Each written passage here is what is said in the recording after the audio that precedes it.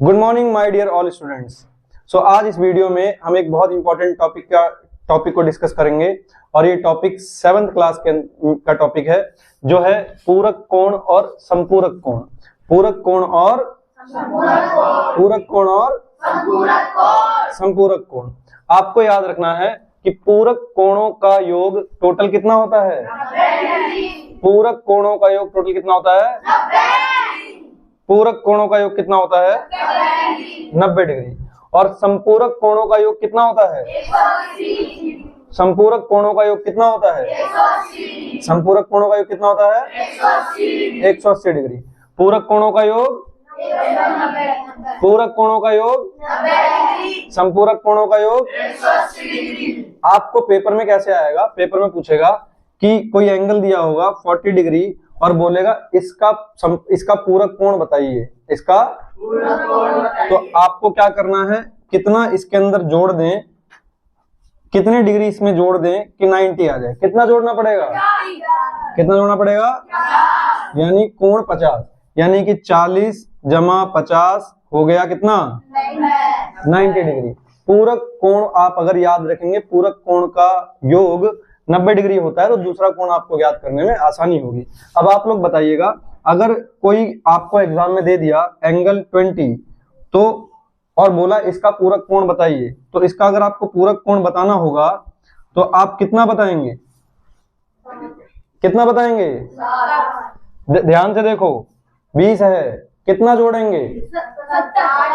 कितना जोड़ेंगे? 70। 60 नहीं 70 है। कितना जोड़ेंगे? तो 20 और 70 90।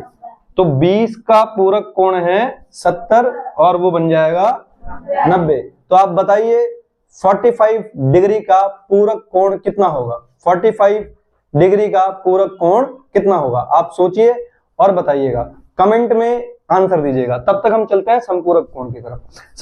संपूरक कोण का योग होता है 180। कितना होता है? 180। आपको एग्जाम में दे देगा कि भैया 110 डिग्री एंगल है, आप बताओ 110 डिग्री का संपूरक कोण कितना होगा। तो हम इसके अंदर कितना जोड़ें कि टोटल कितना आ जाए? 180। टोटल कितना आ जाए? 180। तो कितना जोड़ना है हमें? 70। कितना जोड़ना है हमें? कितना जोड़ना है हमें? 70 डिग्री। अच्छा बताओ 100 का संपूरक कोण कितना होगा? 100 का संपूरक कोण कितना होगा? 100 का संपूरक कोण कितना होगा? 80। 100 का संपूरक कोण कितना होगा? हिमांशु 90 का संपूरक कोण कितना होगा? 90 का संपूरक कोण कितना होगा?